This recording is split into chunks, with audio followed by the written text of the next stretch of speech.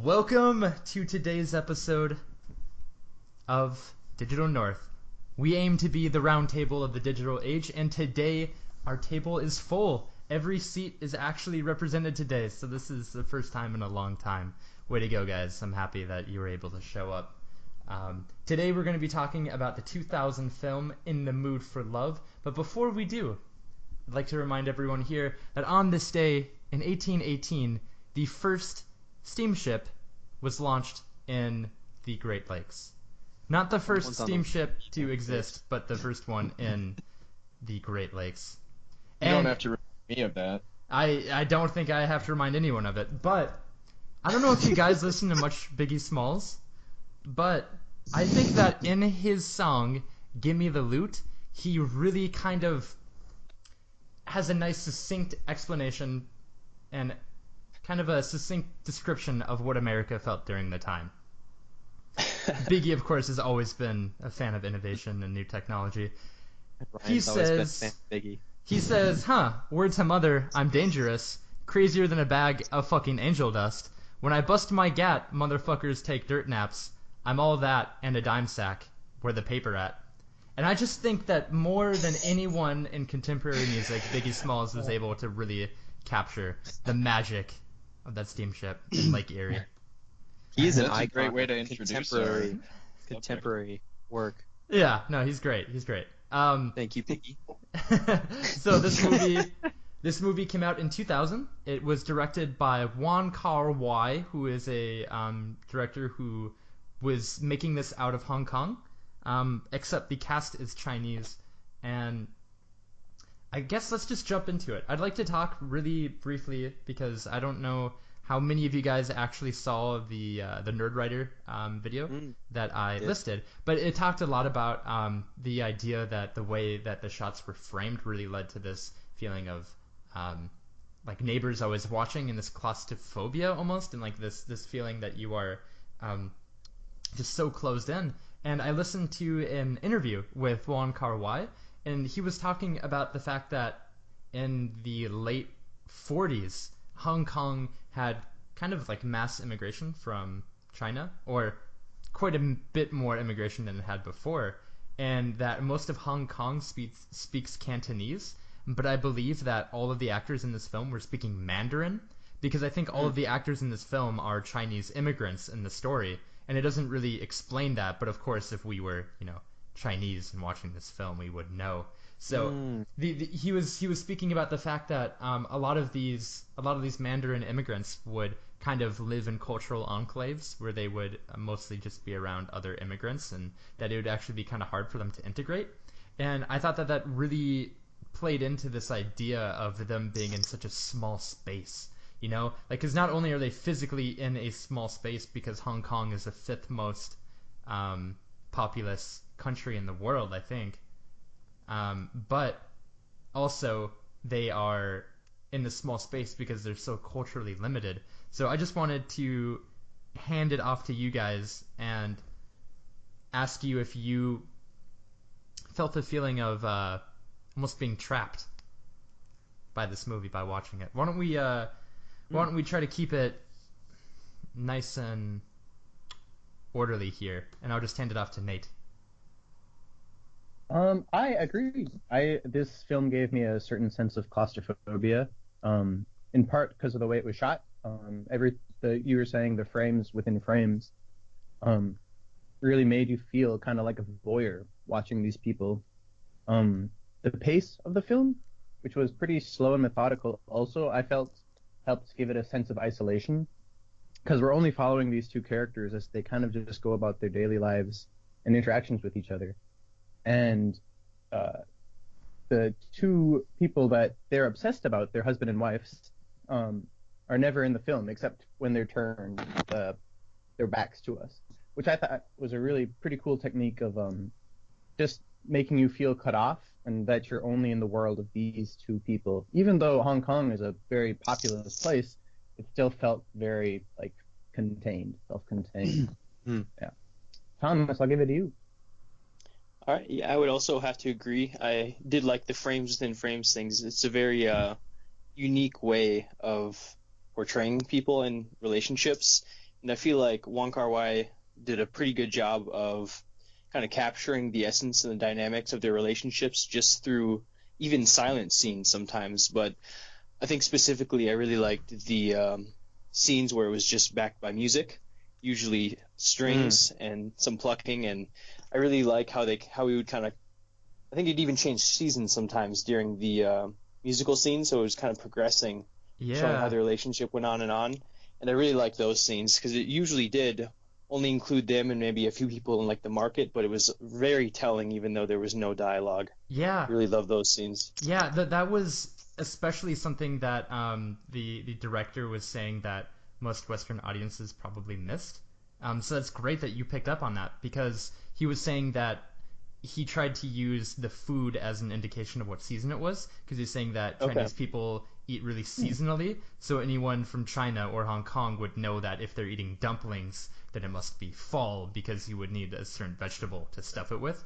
So that was something that like he thought of putting into the subtitles, but he just thought that'd be way too tedious.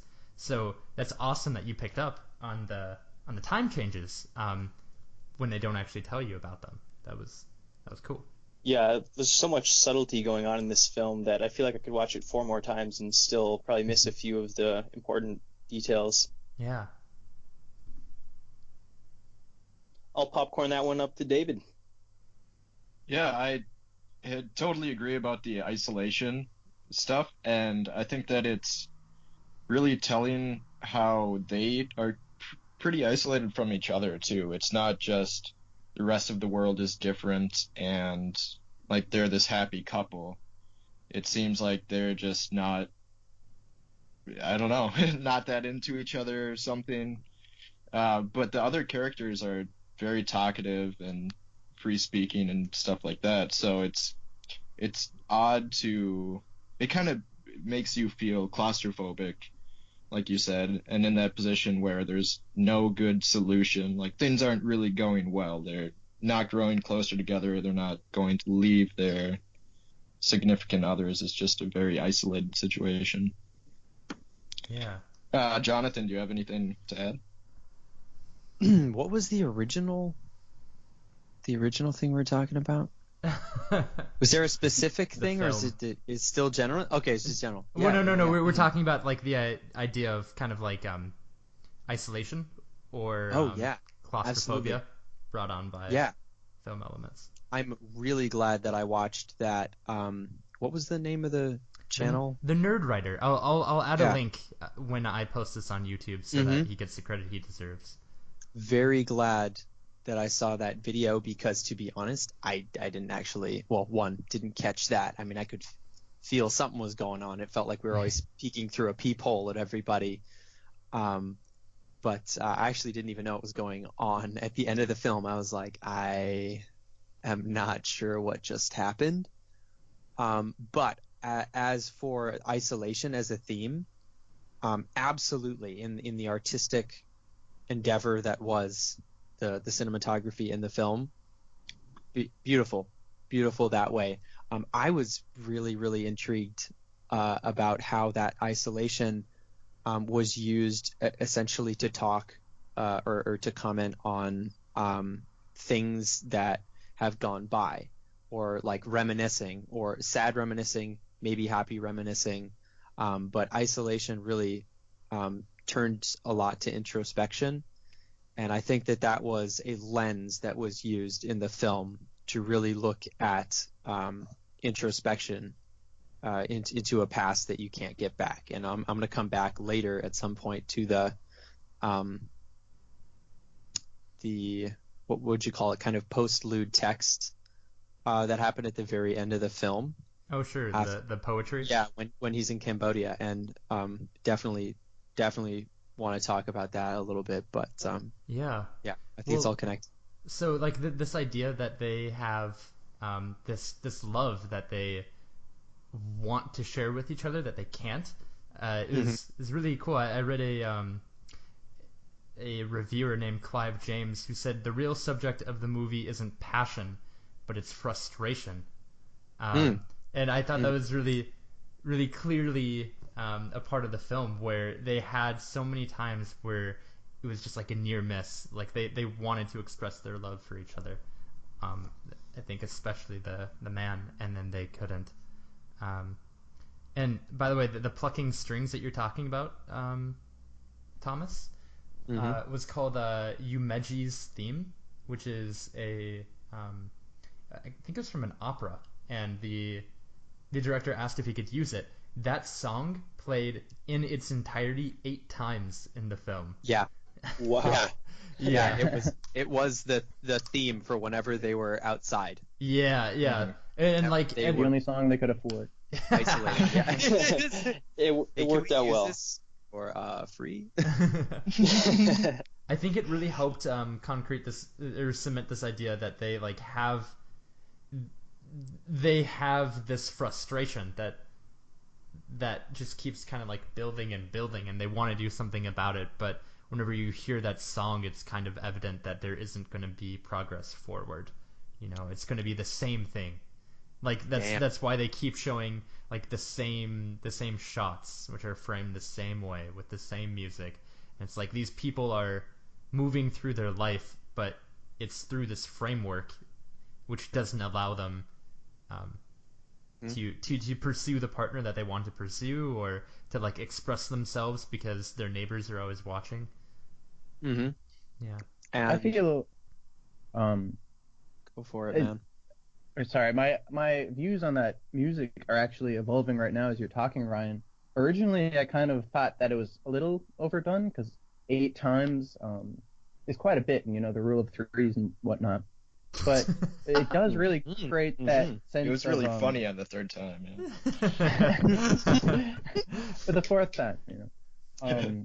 It does create that sense of like doldrums, that you're not progressing anywhere, that it's the same Sisyphusian interactions between these two that are never going to go anywhere. Yeah. Which I do appreciate now. Yeah, I think that comment about how it's about frustration rather than passion is really on point, because there's no, like, their neighbors and stuff seem lively and like they're interested in whatever they're doing, but they always seem like because of circumstance, it's not really so much that they're attracted to each other as it is they're being pushed away from their husband or wife because of travel or infidelity or whatever it is. And it's just kind of like a convenient, you're also alone, let's see if we can do this. Did you guys think at all about what kind of music it is? That's that song that's played 8 times. Yeah. It's a waltz. It's a dance. Yeah. So you could maybe think that the entire thing going around, running into each other, not running into each other, sneaking around, not sneaking around, calling, and all this stuff. It's like a dance. It's something where it takes coordination, I guess, but it's kind of like you're dancing around something, the subject, or something like that. 'Cause it happens. And then specifically the dance of being a waltz is kind of like a waltz is kind of rote. It's kind of it's just kind of stiff, and it's like 4 steps, right? 3 or 4. Yeah, 3 steps. Well, 3, yeah. And so like the idea that you that like not only is it dance music that you know they have to navigate around, but it's literally like they have to be rigid and formal around each other in the way that like waltzers are. Yeah, and maybe that's just our interpretation as like millennial kids, but you know what? I think it's good. I think it's good. Yeah. I mean, this movie did come out in 2000, so... Yeah, I was going to say, it's a movie for the new millennium. I was 7. Yeah. I rocked it. I went to the Cannes Film Festival. Going back to the music, I don't know if you guys were a little bit almost like put off by the Spanish language. I was confused for a while. Yeah, I was confused too. But so that was actually Nat King Cole. And he apparently has a pretty big... He has a pretty big... yeah, you could tell he wasn't... Spanish was not his mother tongue. Sounded like my mom trying to sing in Spanish. El como. Verdes azules. Tell you, he ain't no Shakira. But so apparently, especially in the 1960s, which is when this movie takes place, Hong Kong was really influenced by music which was popular in the Philippines. And of course, the Philippines is a Spanish-speaking country, and so it was actually super common for people in that era to be listening to Spanish music when they went out. And so the director was saying that, like, if you went out to a restaurant or went out to a club, you would hear Latin music or like Hispanic language music super commonly. So it was actually a way to tie the movie into the time period. Shit. That's kind of Also, neat. could be. I mean, if you want to go even more in depth, there are only a few songs that happen, but it's also could be foreshadowing because the Coos moved to the Philippines. The Coos. What is that? The Coos? One of The the family. Yeah. Sure. Yeah, I'm pretty sure they leave and they go to the Philippines. Sure. They move to the Yeah. I don't know, shadowing? Also the song Green Eyes is about like envy, right? Or about lust or something. One by Coldplay or The one by Nat King Cole. The classic Green Eyes song. I think Green Eyes is about. I don't know if I know that song. I don't know it either. You've got green eyes and I like to look at them and I'm gonna put it in your butt later tonight. Oh, yeah. I almost get it. That's smart. Did any of you guys think that the third song, if we're talking about songs, the one that was sang in either Mandarin or Cantonese, I'm not sure. Did any of you think that was like a version of Happy Birthday when it started? It started, yeah, and I thought it was Happy Birthday for a hot second. Yeah, me but too. Alas, it was not. And actually, I'm not 100% sure if that's the song, but originally, I'm reading here on Wikipedia again, so I don't get it wrong. The original Chinese title of the film meant Age of Blossoms or the Flowering Years. Age of Flowers. Yeah, based off of a song of the same name in Chinese, which I can't, or Mandarin, not sure. Of the same name by Zhu Xuan from a 1946 film. So originally that was gonna be the name of it based on basically just that one song. Yeah, well, The Age of Flowers is the name of the film when it was released in China, and it was translated over. And The Age of Flowers is a saying in Chinese culture that means like when a woman is in the prime of her life, like when a woman is like the most beautiful. Yeah.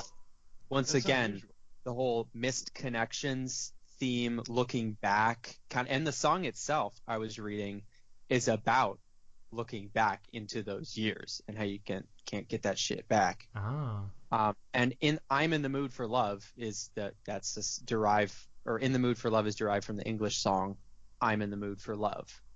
So they same kind of thing there, a song that's okay. titled. Yeah. It was a top 10 hit by Louis Armstrong in 1935. There we go. Oh, look at that. Louis. Louis. Yeah, the director seemed super cool.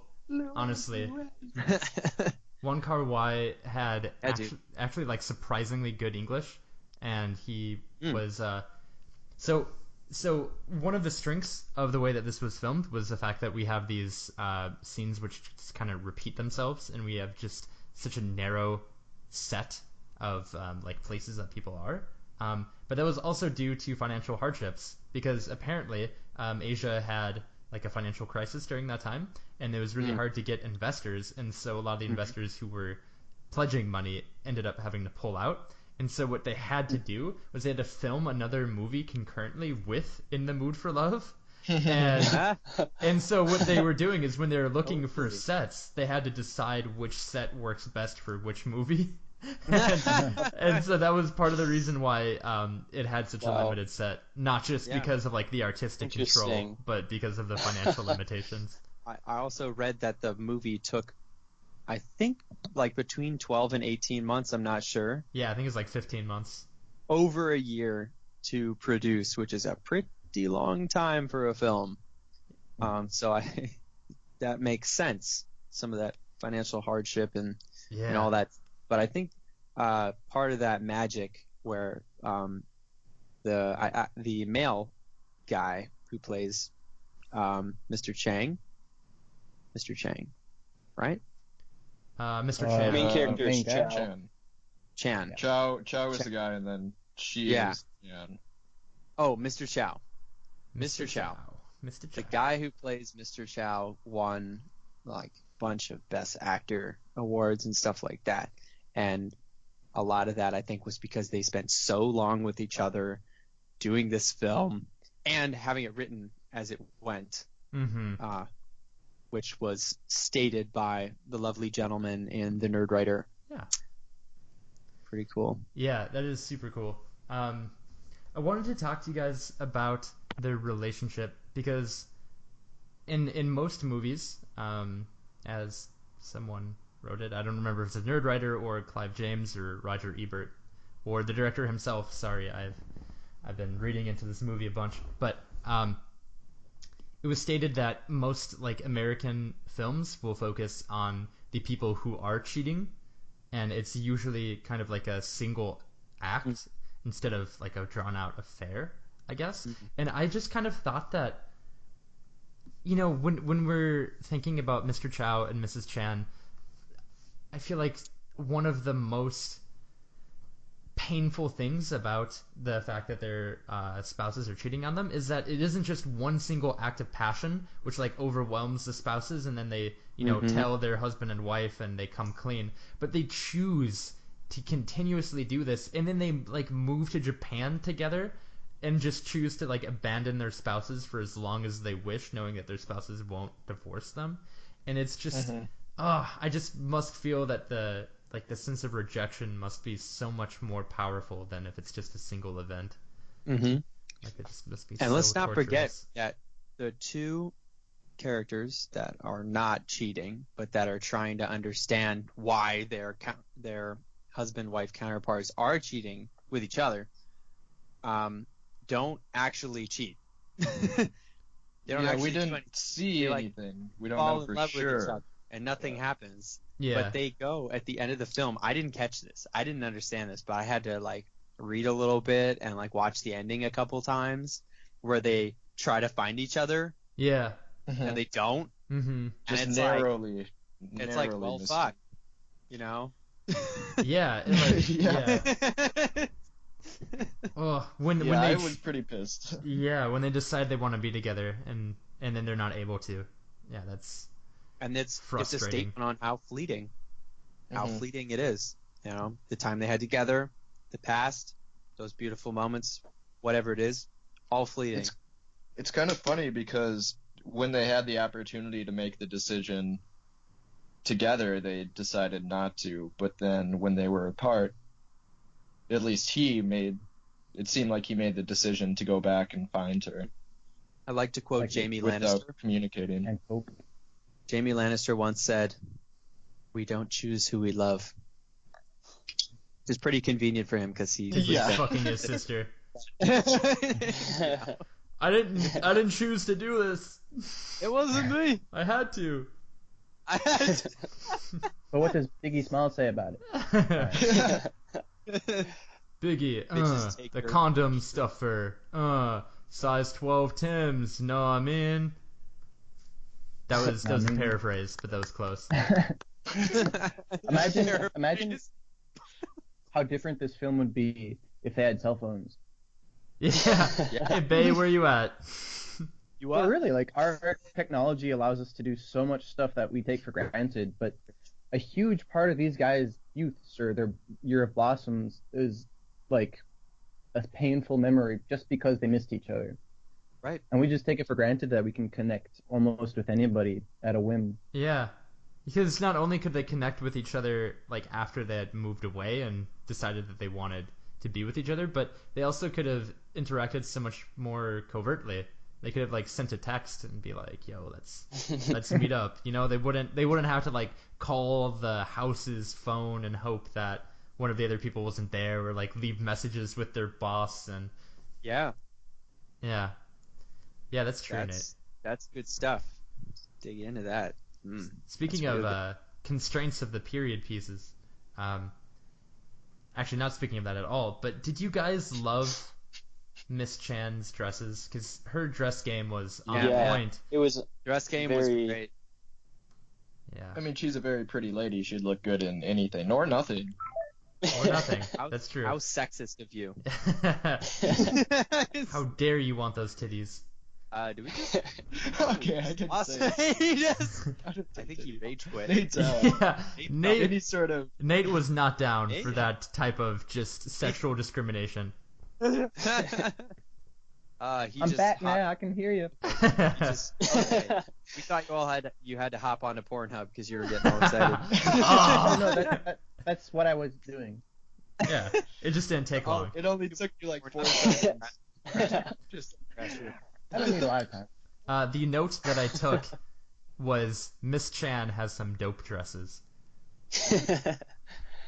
I don't know how far we can take that topic, but Well, I some you dope can take it a flowers. step further yeah. to the overall aesthetic of the film, which is really, I thought, gorgeous. The palette, the color palette that they use, lots of dark tones like reds and purples and stuff.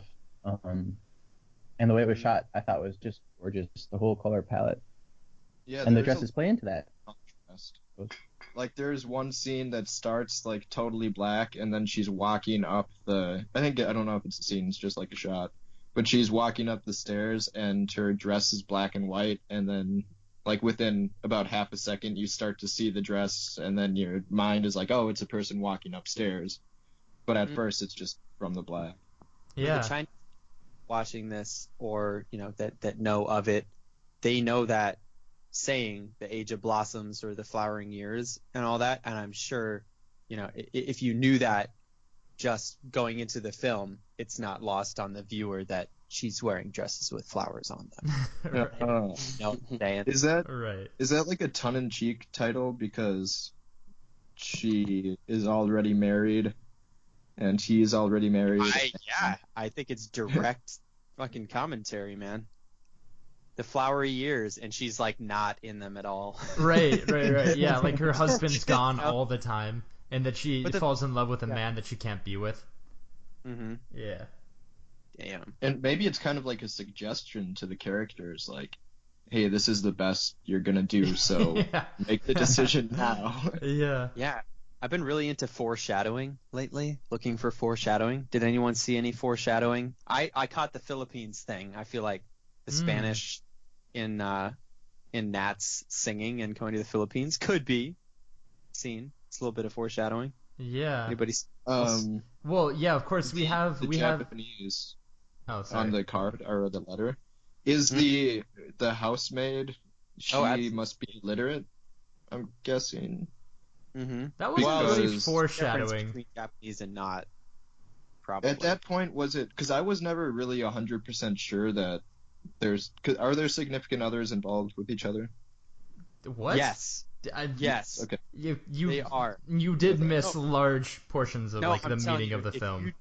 If you didn't rewatch parts of it and like read about it, I knew that they were cheating, but I thought for most of the film that that for some reason they were all twins. Wait, what?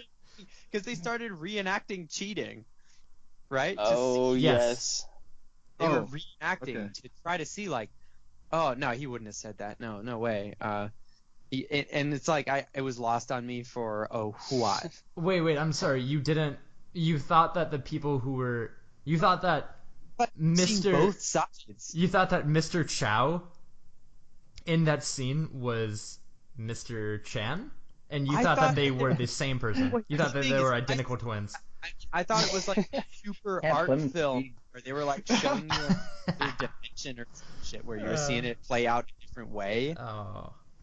I think that was actually, I think that was some foreshadowing right there in that scene, because they do the scene twice and it doesn't really work out either way. But Right? that by definition cannot be foreshadowing, because in that scene they already know that their spouses have cheated on them. No, not the cheating part. That they would not work out together. Yeah, that they both were like, no, this would yeah. happen. No, this would never happen. Mm. And then it's like, damn. Just like that. Okay. Do you guys think they really cared for each other? Or like actually loved each other? Or were they just kind of like you said, I think David earlier, driven apart from their spouses and kind of just Mhm. were together because of a desperation? Thomas, what do you think? Well, I'm not too sure. I would say. Could you Would you restate the say- question, please? Would you say that they were in the mood for love? I would say maybe by the end of the film I could give that a yes, but throughout most of the film it actually kind of like made me uncomfortable that I couldn't really like tell if they were in the mood for love because that's what the film would suggest, but it doesn't really seem like they are at any point until the end when he tries to recontact her, where you could kind of tell it's more than just, because when they were living next to each other, of course, there's that companionship out of just being near each other and being in kind of like a similar situation. But I'm not too sure. I think that's part of the intrigue of the film, where it's the progression of their relationship more so than just lust and love. And it's kind of, I don't know. I I thought where I brought up earlier how it's without dialogue, they can really portray the dynamics of the relationship. But the few times that they are together and they do talk about their relationship and what they mean to each other, it is pretty telling. I've got a few good quotes, and one short one, "We won't be like them," was I feel it fits pretty well here because they obviously weren't. They didn't cheat on each other, at least explicitly stated in the film. And he's got another one where he says, "I can't waste time wondering if I made mistakes. Life's too short. Something must change." Yeah. So That was a good one when he was talking about like after it was certain that his wife was cheating on him and was in Japan. He said like, "Well, I know it's not my fault. Like I know that I didn't do anything to cause this, so I can't worry about it."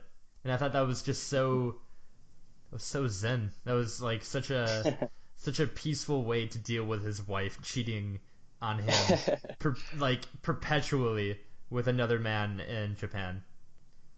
I mean, it didn't make him happier though for it. Like he just accepted it. He didn't really like get over it at all. I'd argue that he's still obsessing about it and not really moved on from it. To this day. To this day.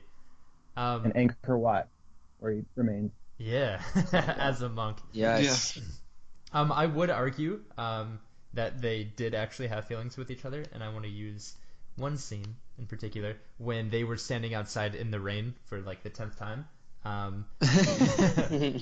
Is this the one with the Those umbrella? rain Yeah, scenes got it's the one it's the one with the umbrella when he says, like I want to be with you, and I didn't know, like when this began, I wanted, like we began this experiment because we wanted to understand how like our significant others could just cheat on us, and then I found out because it happened to me, feelings just creep up on you without you understanding it. So I think maybe like they were definitely like romantically dependent upon each other.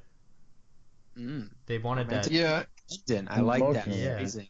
They wanted that romantic fix. I think that's kind of from the character's perspective, a bad way to look at it. Because if I understood you, Ryan, you're kind of saying that they found out that they're not really the type of people who would cheat. Like this isn't. Oh, I didn't say But that. also, okay, that I don't know, that they're different from their spouses. What my point was that he said that I love you, at least indirectly, and he said that I'm in the mood for love, and she said, "Well, I don't know. That's a tough one." So, Damn. do you think that she I think was the that's a one direct who quote. kind of turned it down? She was the one who directly said that we're not going to be like them. I think that he was more open to They already can't be Doing like the that dirty. though, because in the dirty. To the flip flop. Yeah.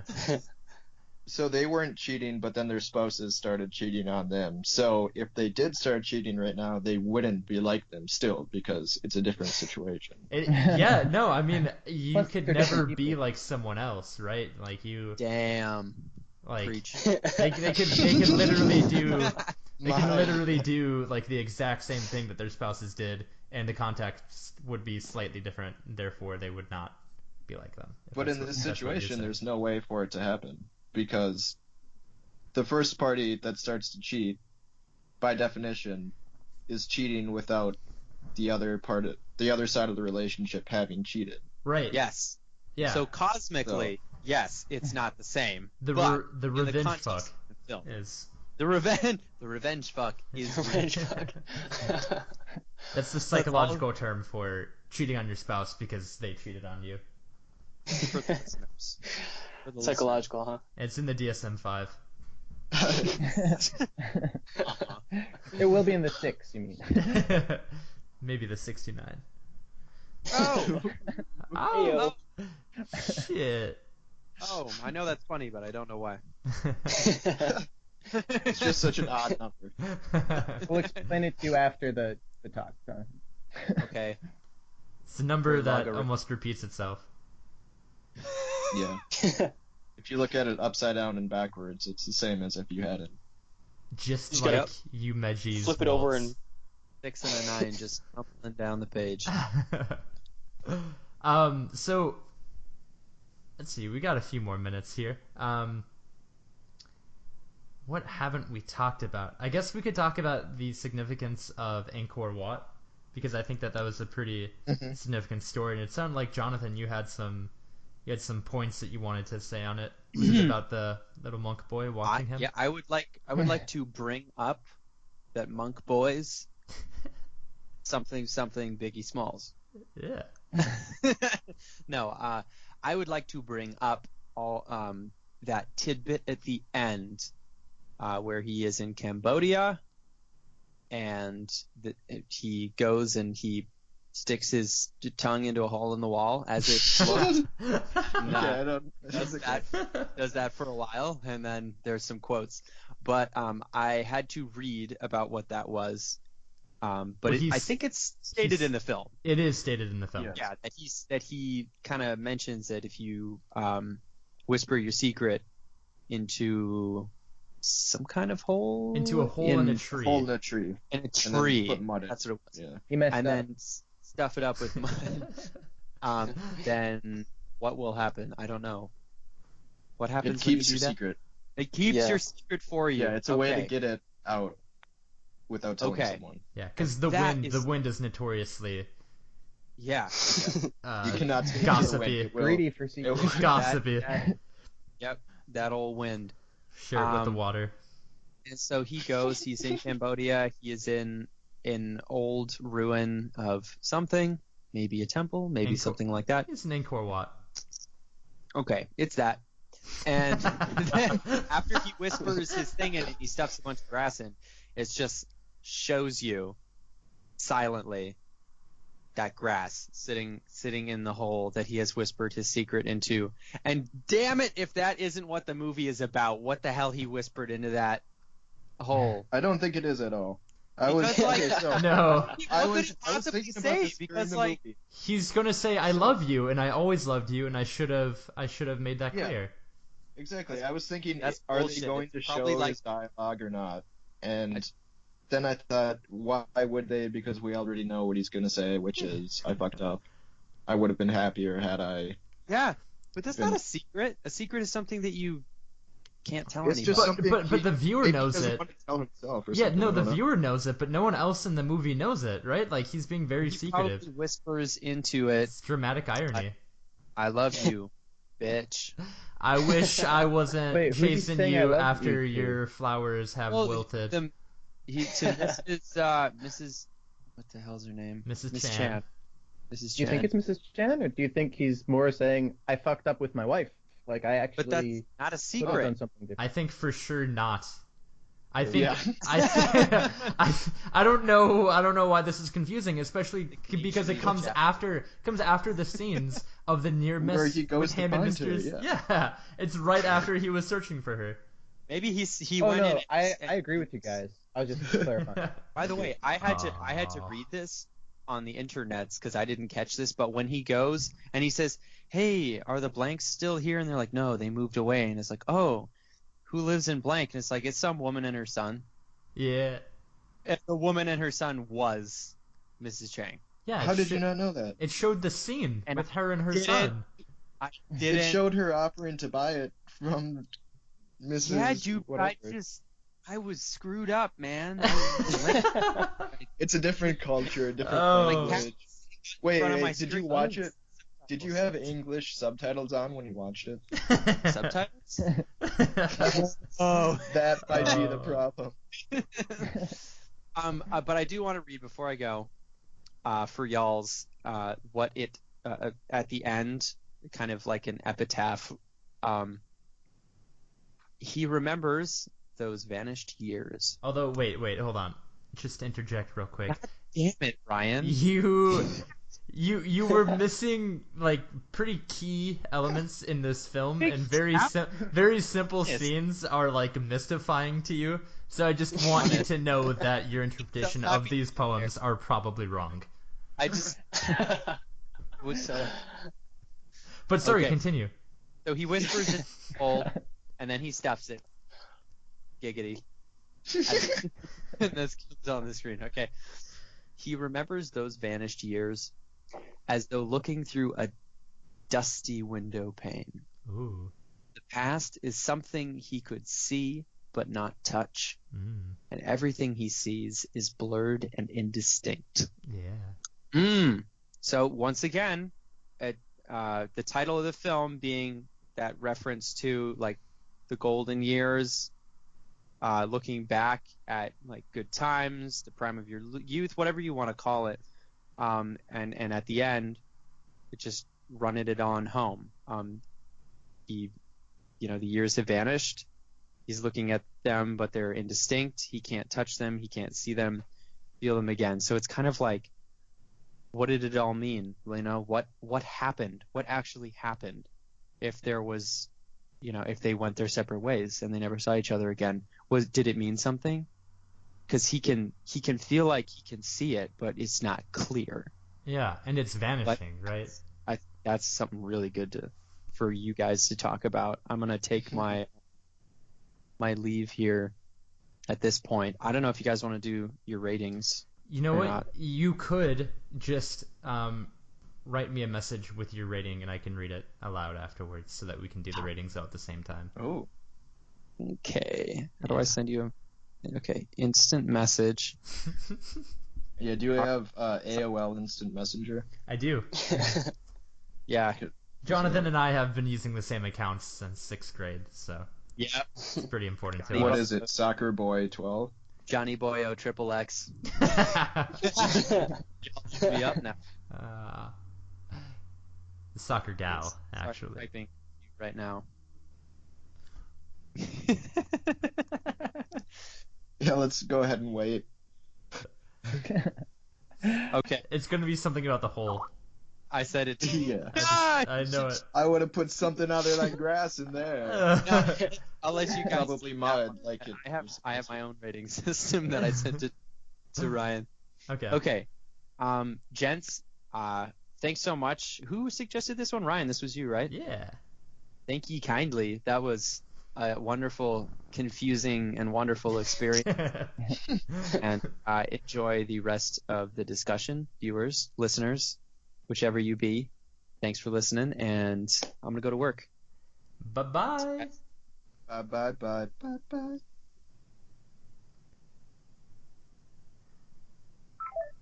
Did any of you guys think that the son may have been Mr. Chow's son? Yeah, I was actually curious about that. I wasn't sure because I feel like it was kind of left up to the viewer to decide. They didn't really tell you. So that was my first impression. I thought it was his son, and they might have hooked up off screen. I don't really know. That's a good point because she's not with Mr. Chan anymore. Oh, wow. Yeah, I So never it considered could that. be. I was just kind of thinking that he kind of got her pregnant and then left for the other. But yeah, it totally could have. I guess the reason I didn't think it was is because we don't see any scenes where they're like at all intimate, basically. Yeah. Wow, but that well, when could it have happened? Before he before he Because moved. the kid was like 4 or 5 years old, right? And this Yeah. was 4 or 5 years after. Wow, that would be strange if he ended up having sex with her and then left and then didn't pursue her again for several years. That would really change kind of how we view him as a character. If he would do that to a woman who we were led to think he was in love with. Yeah, I'm kind of thinking it's not just because she was pretty cold towards him, in my opinion. Like she wasn't willing to invest really anything in the relationship, Yeah. and it seemed like he was more willing. So I think it might be unlikely that she would make a turn like that just before he left. Okay, so you don't think it's his baby. You think it's her I husband's think baby. it's Chan's, not Chow's. Yeah. Well, the idea that it's just her living with her son is really interesting. Yeah, well, then again, that could be the reason that Chan left because of the baby who he knew was not his. Could be. True. Or it could just be that he was in Japan for a long time again. Yeah, for 4 years. Because it says a woman and he says a woman and her son moved in. Right, not like a couple. They're Yeah. son. And they're introduced as a couple when they first move in. Yeah. hmm And I It's thought that pretty was. cool. I think that Continue, please. I was just gonna say I think it's cool that the director leaves it up to the audience to take that however they want to. Yeah. Um, Yeah. that's Totally. it. I was just going to reiterate what I think the nerd writer said, and that, we never see the faces of either of the cheating spouses, which I think is so cool because it makes it clear that while they are talked about a lot and a lot of the motivation that the characters have are because of them, the movie is not about them. The movie is about what happens when you are cheated on in this culture. It's not why the cheaters did it or like Yeah. their passion. It's like the repercussion of it, which seems kind of rare. And then the fact that they don't have this happy ending is just especially special, I think. hmm I think Because, it's really cool that they don't just give that to us. yeah, in a lot of Western movies, like we'd be seeing the people who are cheating and it's like kind of trying to justify that. And on this side, we see the total opposite where the justification is there, but for whatever reason, it just doesn't happen. Mm-hmm. Going back to the blocking and like the filming within frames, the director says, to paraphrase, that he wanted to keep the audience as one of the neighbors. He wanted us to feel like we were watching in the same way that like the mahjong people were watching them, and so he said that that's why he blocked the scenes that way, which I guess Interesting. is just a paraphrase of what the nerd writer says, but that's straight from the horse's mouth. We're all just Yeah, a I little think. monk boy. That's right. Yeah. That's right. I thought that was really interesting too because he goes to Angkor Wat, which the director said that he chose it because Angkor Wat like has these really beautiful tapestries or like these carvings which have stories of like lust and passion and triumph and treachery and stories which can still apply to us today, like stories of the human condition.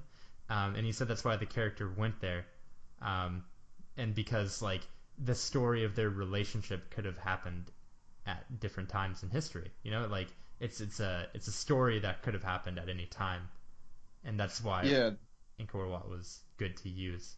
But that's kind of the vibe I got, but it was still strange, like throwing to Cambodia all of a sudden instead of like Japan or the Philippines, yeah, which right, have been mentioned.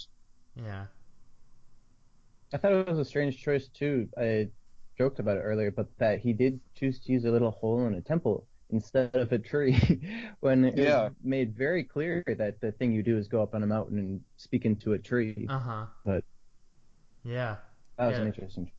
That's true. I guess Angkor Wat probably has a lot of cultural significance for people in that area. So I'm sure that like right.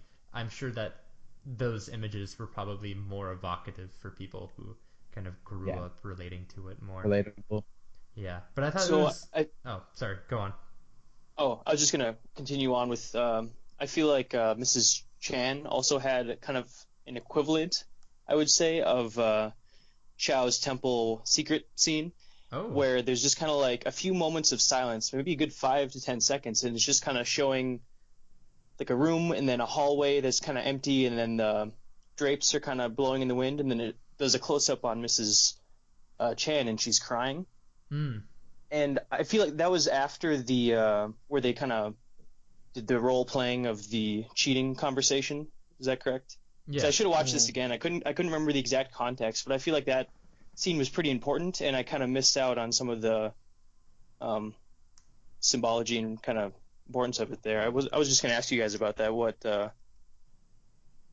Yeah, what you I thought? think it was really important because it shows kind of that the function of their relationship isn't so much romantic as it is support for each other when they're going through this sort of thing. And Mm-hmm. like obviously the intention was for it to be like when at the start of the scene you think that she's confronting her husband, and then you figure out no, it's not. They're just practicing. Yeah. Mm-hmm. And it kind of totally throws it all the way around. So did she start crying and have that like after effect after the scene where she slaps him?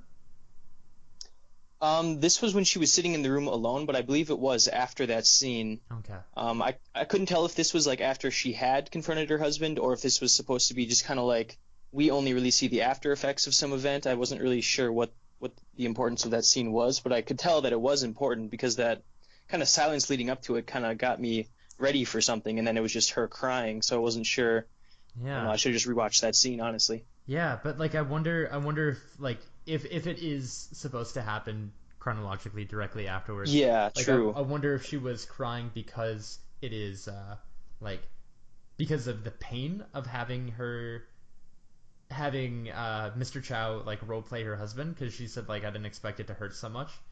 Mhm. I wonder if it was her crying because she finally had to deal with that, or if she was crying for another reason, like crying because if it is like her version of like Angkor Wat, where she has to admit a secret to herself, I wonder if it's a secret of I love Mr. Chow. Yeah, that's kind of what I was thinking. So I'm running through it right now on YouTube. It looks like the she's wearing a green dress and crying. It looks like that happened soon after the raining scene. Oh, okay, That's that one makes of them. sense. Oh yeah, that Makes makes a ton sense. of sense.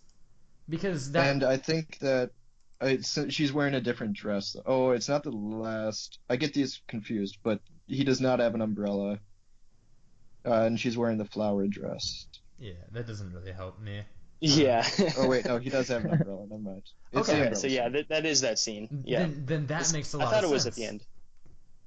That would be like her rejecting him, saying that I love you and I'm falling for you, and her saying like I can't do this, to the scene of her crying, like that Mm-hmm. that would really support that idea that she's crying because she feels like she made a mistake and that she wishes that she could like tell him how she felt too. And the period between that scene, the outside raining scene, and when she cries, it looks like she changes, or she's in a different dress, and then another different dress when she cries, and he has his own kind of introspection, looking into a mirror. So I think it's really supposed to kind of be like the end of their relationship. The age At of that flowers is over. Yeah. Wilting. Did you guys sorry, I was just gonna ask real quick about the way that they Mr. Chow and Mrs. Chen figured out that their spouses were cheating with each other. And yeah, that the was way a they good figured that scene. out is because the handbag was the same, and then his tie was the same as one that Mr. Chan had. And man, how flagrant their spouses are. It seems like the spouses really just do not care very much Yeah, about. right? Yeah. And it's Mhm. kind of funny because it seems like they're about to run into the same problem because she's like, yeah, I can get you that bag, but she probably doesn't want the same one. And I was Mhm. like, wait, but that's like what's happening. Yeah. Exactly. Yeah, Mhm. I thought that scene was so well done. I took note of it Yeah. too because like I love that we don't get to see them together. The camera is like off of the table, and so it Hmm. has to pan from one face to the next, and so it has like this quick pan where they say, you Hmm. know, I have something to ask you, and it creates this Yeah. anticipation because the camera moves.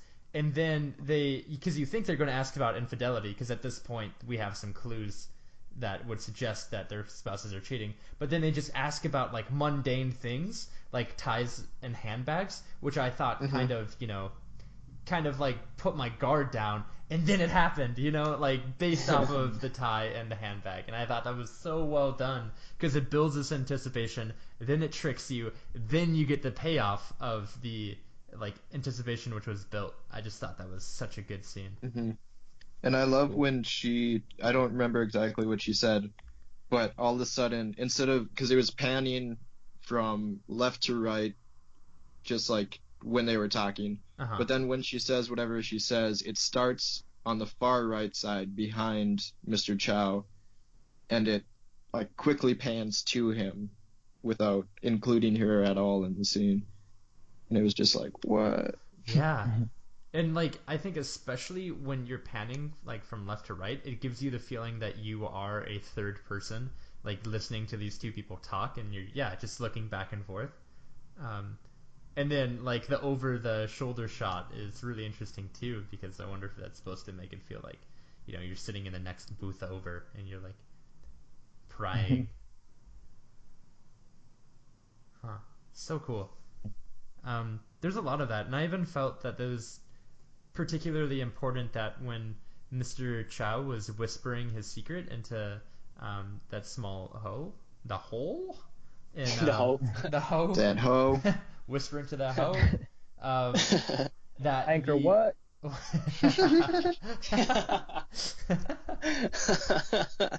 uh, the fact that you had the little monk boy who was watching him, and this film is all about them never being able to Hmm. have privacy, and even when he's at this temple, which is supposed to be like this refuge from society, he still has someone who's just openly just staring at him, watching him do Yeah. this. I thought that was really important because it's like you can't escape from it in this society. It kind of underlines his reason for talking into the hole Yeah, because it's the one place that nobody's gonna find out his secret. especially after he fills it with dirt. Yeah. Do you think they walk around and dig the dirt out of all those holes that people are putting their secrets in? So they can listen to the secret. Yes. So it's not symbolically kept anymore. Yeah, that'd be kind of rude. Yeah. I Well, I wonder if mean, it's like a tourist attraction. Like they or just they have dig, some like do they loose dig dirt new there. holes? Yeah. I think most people do it in trees, though, right? Yeah. Yeah, I I would, mean, I if would you do it right. I mean, according to the ancient story, according to the master. Okay, so I guess let's wrap it up, guys. What All right. did you think of this film? What are our closing thoughts on it? And do you want me to read Jonathan's before we begin? Yeah. Okay. Yeah. Why not? Jonathan didn't give me any sort of closing summary, but he said, I give this piece 40 confused looks out of 44. 44. I don't know if those are his confused looks or if he's talking about characters in the I think film. they are. I think Yeah, they're. it's definitely him. Were they Wait, like? they were twins. Yeah, Right? were they all twins? That's why they weren't pictured because they weren't pictured because they were twins. Oh man, funny shit. Oh, that idiot.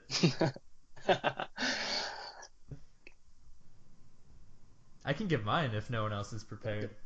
I haven't articulated it yet, but I thought it was a cool movie. The reason why I chose it is because a YouTube channel that I really, really dig called Cinefix, and I think this is probably my third or fourth time shouting them out on the program. But Cinefix is great, and they have mentioned In the Mood for Love over and over and over. And so while it might be a little bit of a deep cut for anybody who wants to listen, it's a film that clearly has some accolades. So I just wanted to give it a shot, and I'm glad I did because the use of silence and the use of body language above dialogue was really cool.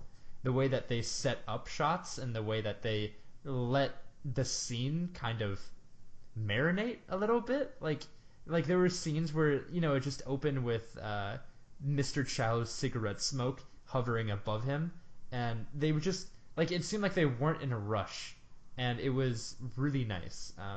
So I give this film I give this film 90 secret holes out of 95 secret holes. I also really enjoyed this film. I thought it was gorgeously shot and had super interesting framing for how they chose to shoot. I love the color palette, the kind of dark tone, color-wise, and the subject was really interesting. That it did focus on the victims of an affair, not the people having the affair. And I'd go a step further from frustration and say that this film is more about desperation between these two people that are driven to perennially be these unable to connecting victims, I guess. And so I thought it was interesting how it explored that aspect of their relationship. Yeah. And if nothing else, this film made me hungry.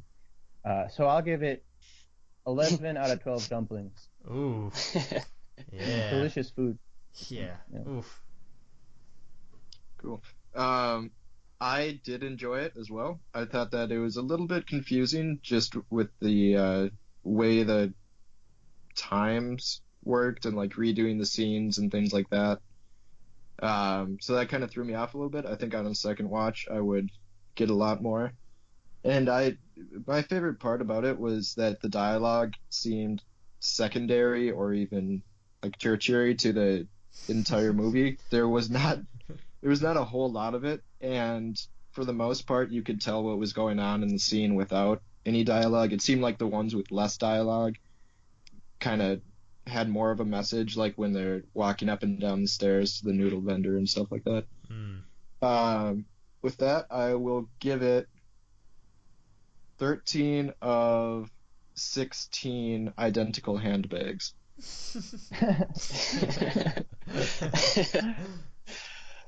All right. Well, I thoroughly enjoyed the film as well. I had seen the Nerdwriter review of this film a while back, and I tried to look for it to watch the film, couldn't find it. So going into it, I kind of knew that there was some interesting artistic choices that I should look for.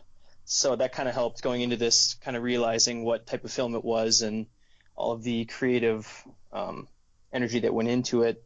And I really enjoyed how it was a really unique take on relationships, especially seeing that it was a foreign film, that I was still able to relate to it. So that was I feel like it was very well done. And I would have to give it 9 out of 10 forlorn and longing glances into the distance. Oh yeah. Yeah. Foreigners can love too. I'm just sort of throw that out there. Well, thank you everyone for listening to today's episode of The Digital North, and thank you all of you guys for showing up this week. This was great. You can follow us on Facebook at Curious Magnet. You can check us out on YouTube at The Curious Magnet as well. And I think for the next several episodes, we'll just be uploading on YouTube instead of on the website as well. So just check us out on our YouTube page for all of the newest things. And if you like us on Facebook, you will get updates whenever we update our catalog. So thank you again, and just so everyone knows, Nate, you've got an album coming up next week. Yeah. Oh, So yeah. Boy, yeah. So Biggie Smalls.